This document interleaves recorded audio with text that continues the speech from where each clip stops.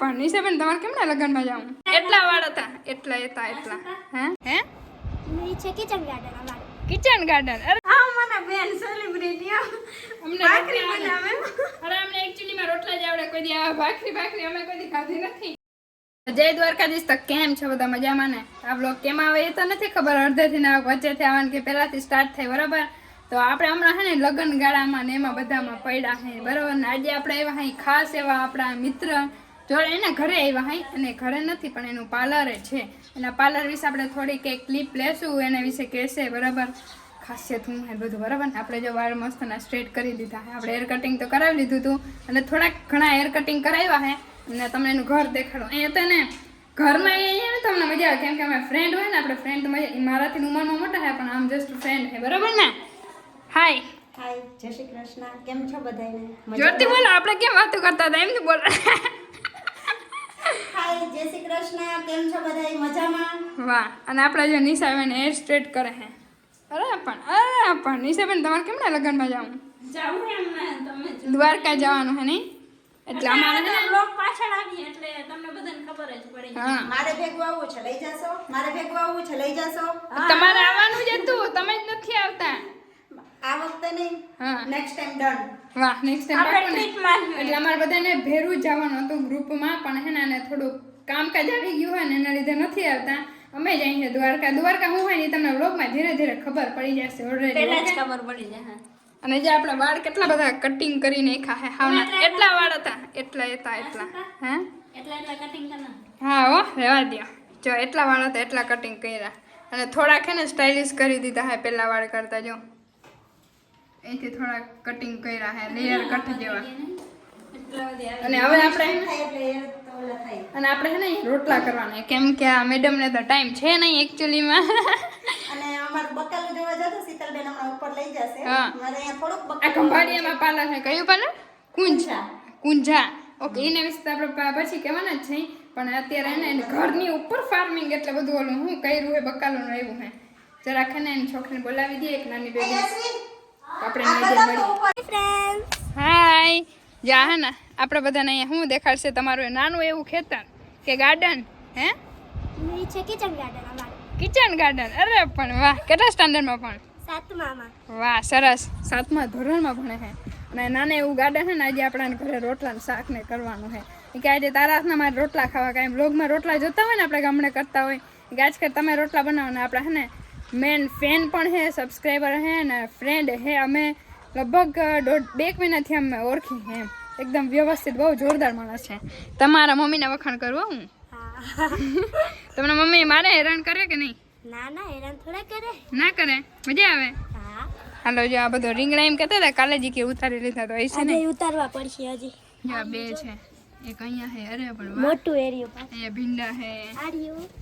હા, ને આજ શાક બની જશે આપણે. થઈ ગયું. રીંગણાનું શાક. અને જો એ ટમેટા છે. આર્યું. વાહ, નાનું એવું કિચન ગાર્ડન. તો વાળ સ્ટ્રેટ થઈ ગયા હે મસ્ત ના. અને અહીંયા શીતલબેનને લાગી ભૂખ, કે હાલો મને લાગી ભૂખ અને મારે રીતે જ રોટલા કરવા માંડો. ને હવે રોટલા કરવા માંડાણે બેન. કા બેન? યસ, અમે અહીંયા હે ને એક્ચ્યુઅલીમાં રોટલા મારે શીતલનાથના ખાવા હતા ને રોટલા. હા. છે ને મારે શીતલનાથના રોટલા ખાવા હતા. કાંઈ એટલે રોટલા પછી છે ને? શીતલને બોલાવી જ લીધી કે અમારા ઘરે રોટલા બનાવ. એટલે હવે તને કાંઈ માં રોટલા બનાવવા બોલાવી લે હે. આપણે એવું કે વાળ સ્ટ્રેટ નું ને એવું કે ફેશન નું નથી, પણ આ બેન આપણા ઘરના પાર્લર વાળા હતા કે લાવો ને કરી દો, એમાં હું ને કા બેન. હા. થોડા ઘણા બધા આપણે સગાઈ થાય છે. હા, વ્યવસ્થિત થાય ને અમારા હે ને બહુ છટા સગાઈ થાય છે. કા બેન? મજા આવી ગઈ ને બેન? મજા આવી ગઈ, સાચે જ. આ મને બેન સેલિબ્રિટી અમને ભાખરી બનાવે. અરે અમને એક્ચ્યુઅલી માં રોટલા જ આવડે, કોઈ દી આ ભાખરી અમે કોઈ દી ખાધી નથી. હા. શીતલબેનને ભાખરી નથી આવડતી, રોટલા મસ્ત આવડે. ભાખરી મને સારી આવડે છે, રોટલા નથી આવડતા. બેને હું 50-50 50-50. જો બા આમ જા આખી ભાંગી જા. હા, એટલે આમ જો એટલે ભાખરી કેને કહેવાય ઈ તને ખબર છે? આખી ઊંચી થઈ જાય તો મને બહાર ન જવાતા. ભાખરીનો લોટ જાડો જ હોય. આનથી ને કઠણ હોય. તમે કરી દેવા ને ગોળ. હા. હાલો જોઈએ આપણે. હાલો જો બની ગઈ ને એ આવી જ હોય ભાખરી. કા બેન? હા, આવી હાલે. મારી એમ તો ગોળ બને પણ આજે થોડીક વધારે ટેઢી મેઢી થઈ ગઈ. હે વધારે કઠણ હે ને વધારે મારો વાંક નથી એ આવી થઈ ગયું. દેખાડે જો જો આવી થઈ આવી બાકી. થાય.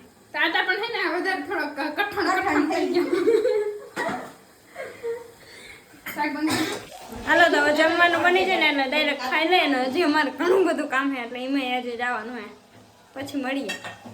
ગોળ પાપડી ચાખજો. જો હાલો તો જમવાનું બની ગયું છે મસ્તનું રોટલા આપણે કર્યા છે અને શાક બેને બનાવ્યું છે આ છે ને હે મીઠાઈ ગોળ પાપડી. ગોળ પાપડી સોરી આ થાણું અરે ભાઈ મજા પડી ગયો બાકી નિશાબેન ક્યુટ ક્યુટ લાગે. અને હવારમાંથી હું કહેતી હતી ગુડ મોર્નિંગ કેતો બધાયને જય શ્રી કૃષ્ણ.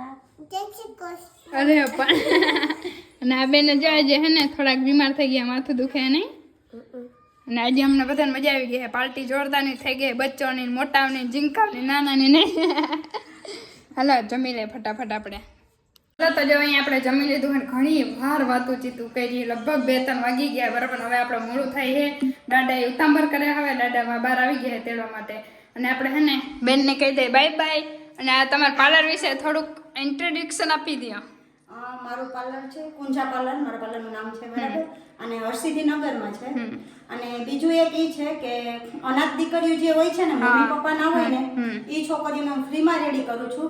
કોઈ પણ એવી હોય તમે કોઈને ઓળખતા હોય અથવા તો કોઈ એવી દીકરીની તમને જાણ હોય કે આને મમ્મી પપ્પા નથી તો એને મેરેજમાં તૈયાર થવું હોય તો એને હું સાવ ફ્રીમાં રેડી કરી દઈશ. ધન્યવાદ. જય શ્રી કૃષ્ણ. ઓકે અને તમારા બધાની છોકરીઓ કોઈ એવું ધ્યાનમાં હોય કે મમ્મી પપ્પા નથી ગરીબ હોય કે એ લગ્નમાં તૈયાર ના થઈ શકે તૈયાર થઈ ના શકતી હોય તો હે ને હે ને બેન એવી સેવાઓ કરે જ છે ગરીબ દીકરીઓને બરાબર અને આપણે જોઈએ કે સલ્યુટ છે આ બેનને બરાબર અને તમારે બધા આ પાર્લરની જરૂર એકવાર હે ને મુલાકાત લેજો એડ્રેસ એમ બેન આપી દીધું હોય હારવા તો આપણે નીકળી કેમ કે થઈ છે બહુ મોડું બાય બાય આવજો પાછા મળીશું નેક્સ્ટ ટાઈમ.